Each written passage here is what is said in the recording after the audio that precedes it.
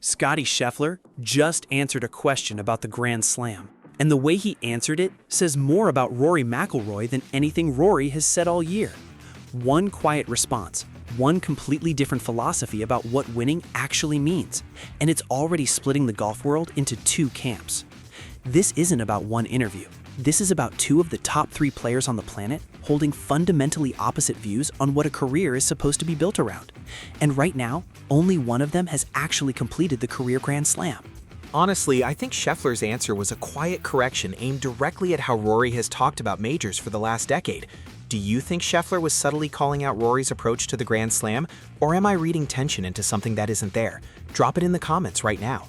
Because what Rory said in response, once he heard how Scheffler framed it, is the part nobody's actually broken down yet. Stick around. Let's get the background straight, because context is everything here. Rory McIlroy spent 11 years chasing the career Grand Slam, 11 years of press conferences where every single major got framed around that one missing piece, the Masters. 11 years of so close narratives, heartbreak finishes, and a golf media apparatus that turned every April into a referendum on whether this would finally be the year. Then in 2025, he finally did it. Green jacket, Grand Slam complete. 11-year wait, over in one Sunday. Scottie Scheffler has watched all of that from a very different vantage point. He's already got 2 Masters titles and a PGA championship. He's the best player in the world by almost every meaningful metric. Strokes gained, world ranking points, consistency across every surface and condition. But he doesn't talk about majors the way Rory does. He's never once framed his career around chasing a specific set of 4 trophies in a specific order.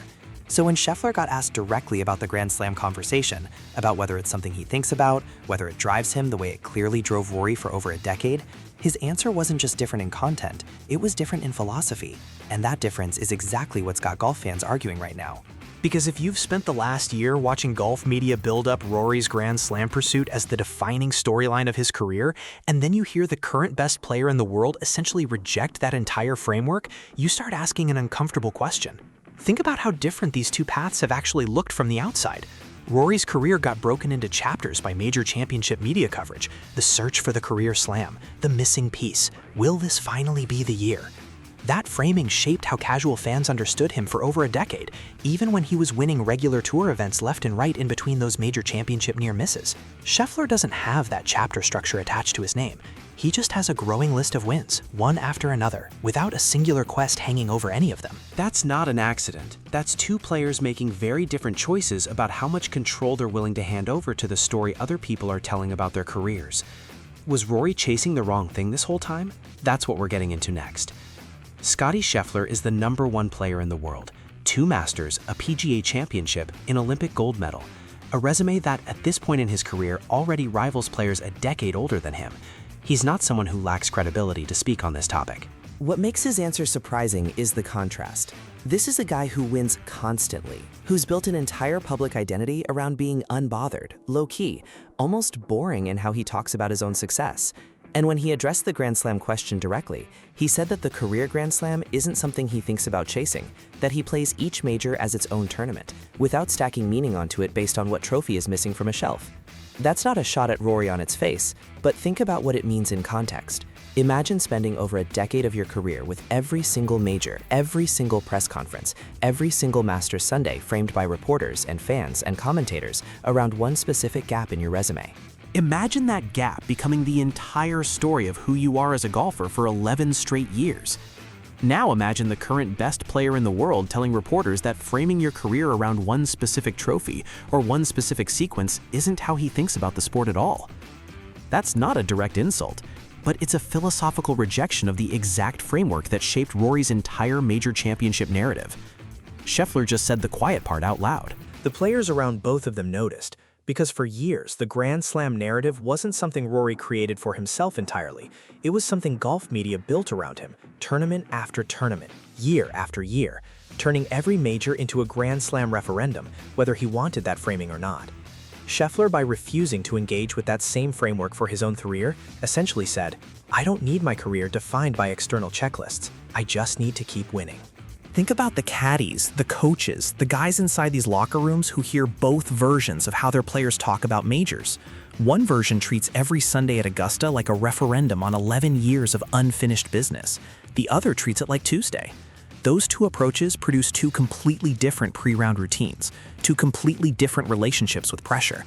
And, if you look at how each player has actually performed with a trophy on the line, two very different track records of closing tournaments out cleanly instead of grinding through visible tension on the back nine. This is the part that should worry Rory's camp more than a single quote ever could. Because it's not just that Scheffler thinks differently, it's that his results back to thinking up. When a player says publicly that he doesn't attach extra meaning to any one major, and then goes out and dominates majors at a historic rate anyway, that's not just a personality difference. That's evidence for an entirely different theory of how to win at the highest level of the sport. Here's what I want to know. Do you think Rory's 11-year Grand Slam pursuit actually helped his legacy by giving it a dramatic through line? Or do you think it put unnecessary pressure on him that hurt his performance in some of those majors? Because Scheffler's approach suggests he thinks external narratives are a trap. Here's what makes this genuinely complicated instead of a simple hot take. Rory has talked publicly many times about how much the Grand Slam narrative weighed on him. He said in multiple interviews that the missing Masters became something he had to actively manage psychologically, that walking into Augusta every April carrying that storyline affected how he prepared, how he played the back nine on Sundays, how he handled pressure in ways that his talent alone should have made irrelevant. The promise, implicitly, was that completing the slam would finally let him just play golf without the weight of history attached to every shot. That once he got the green jacket, the story would be over, and he could go back to just being a great player chasing more great tournaments, instead of chasing his own historical footnote. But here's where it gets messier. Even after completing it, the conversation hasn't stopped. Reporters still ask him about legacy, still ask him where he ranks among the greats now that the slam is complete, still frame every subsequent major as either building on the achievement or somehow undercutting it if he doesn't perform. You finally get the thing you spent over a decade chasing.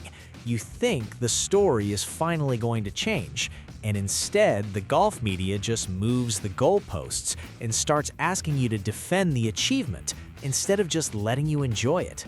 That's the trap Scheffler seems to be avoiding entirely by refusing to engage with the framework in the first place. Here's a number that puts this in perspective. Across those 11 years chasing the slam, Rory finished top 10 at the Masters 7 times without winning. 7 near misses, each one turning into weeks of media narrative about the missing piece. Scheffler, in his current stretch of dominance, doesn't carry that same public narrative weight around any specific tournament, which might be exactly why he's been able to close out major championships with less visible strain than Rory often showed in the same building. That's not a coincidence. That's a difference in psychological framework, and it's playing out in real results. Look at how Rory himself has described those Sunday finishes over the years. He's talked about feeling the crowd's energy shift, about hearing Augusta and history and the career slam repeated back at him in every single walk up the 18th fairway during those near-miss years. That's not something Scheffler has had to carry, because he's never let a media narrative attach that kind of weight to any specific tournament in the first place. Rory built the emotional stakes as high as they could possibly go, year after year, and then had to somehow perform under that self-imposed pressure anyway. Scheffler simply refuses to build the stakes that high to begin with, and it shows up in how loose he looks standing over a 6-foot putt with a major on the line. And when word got back to Rory about how Scheffler had framed the whole conversation, someone close to both players finally addressed the tension directly. And what they said reframes this entire situation. We'll get to that. Now, some people came out and defended Rory's approach specifically. They argued that caring deeply about legacy and historical achievement is exactly what makes a competitor great. That Jack Nicklaus counted majors obsessively, that Tiger Woods built his entire career around chasing records, and that the idea of not caring about the Grand Slam is actually a newer, softer approach to competitive golf that wouldn't have produced the same drive in previous eras. That's a fair point on its surface. Nicklaus absolutely tracked every major with intense precision. Tiger's entire career was built around beating a specific number, but here's why that defense doesn't fully hold up against what Scheffler actually represents. Is there a difference between internally caring about your own legacy and externally absorbing a media-constructed narrative that turns every tournament into a referendum on a single missing trophy? Because those are not the same pressure. One is self-directed ambition, the other is a story imposed on you by other people, repeated back to you in every press conference until it becomes impossible to separate your own goals from the narrative machine around you. Nicklaus counted his own majors. He wasn't fielding questions every April about whether this was finally the year he'd complete a specific checklist that reporters had built into a decade-long storyline. That's the actual distinction Scheffler's answer draws, whether he meant to draw it that explicitly or not. And there's a deeper problem with the great competitors care about legacy defense. It assumes caring about your own legacy and absorbing a media-constructed narrative are the same thing, when they're actually opposites. Caring about your own legacy is something you control. It lives in your own head, on your own timeline, measured against your own standards. A media narrative is something imposed from the outside on someone else's timeline, measured against whatever storyline sells the most coverage that particular week. Rory didn't get to choose when the Grand Slam conversation came up. Not whether he was playing well that week or not, whether it was actually relevant to that tournament or not. Scheffler has simply refused to hand reporters that same leverage over his own career. So here's the real question. Is chasing a specific historical achievement like the Grand Slam a sign of competitive greatness, or does the external pressure around chasing it actually work against the player carrying that narrative? Because Scheffler's results suggest the second option might be closer to true. The timing here matters more than it might seem on the surface. Rory just completed the Slam a little over a year ago. The story should be fully resolved.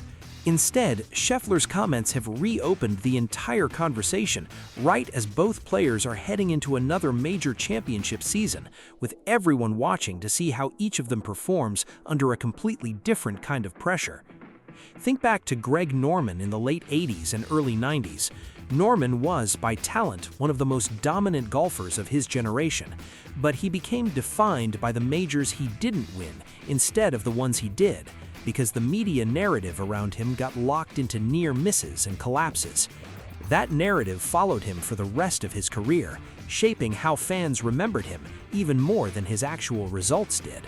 Rory spent over a decade risking that exact same fate before finally closing it out at Augusta. Scheffler, by refusing to let any single tournament carry that kind of narrative weight, is essentially trying to avoid ever being defined by a missing trophy in the first place. Here's the number that actually matters going forward. Scheffler has finished inside the top 5 in 9 of his last 12 major championship appearances. 9 of 12. That kind of consistency, without a singular narrative hanging over any specific event, is what allows a player to perform at that level tournament after tournament, instead of building toward one emotionally loaded moment. And this isn't just a Rory and Scottie problem. Look at how many other players get boxed into similar narrative traps every single major championship season. Someone's always chasing history. Someone's always seeking redemption. Someone's always framed around a specific number, a specific drought, a specific gap in an otherwise excellent resume. That narrative machine doesn't care whether it actually helps the player perform. It cares whether it gets clicks, whether it fills broadcast time, whether it gives commentators something dramatic to build a telecast around. Scheffler watched that machine operate on Rory for over a decade, and he made a calculated decision not to let it operate on him the same way. Whether that approach is smarter or just different is going to play out over the rest of both of their careers. Rory's story already has its ending. Scheffler's is still being written, and right now, he's writing it without the narrative weight that shaped over a decade of Rory's major championship career. 2 players, 2 philosophies, and only time is going to tell us which one actually holds up better under the pressure of another 10 years of major championship golf. One thing is already clear, though. The version of golf we thought we understood, the one built entirely around chasing history, might not be the only version that wins anymore. That's the real difference between these two players. Not talent, not results, just how much of the story they're willing to let other people write for them. Next week, we're breaking down what happens if Scheffler actually does complete his own Grand Slam faster than anyone in modern golf, and what that would mean for how we talk about legacy in this sport going forward. Let me know what you think down in the comments. Does the pursuit make the achievement more meaningful, or does it just make the player's life harder for no real reason? And subscribe if you want the real conversations happening inside professional golf, instead of the surface level takes everyone else is giving you, because this rivalry is only getting started, and neither one of these two is backing down from how they see the game.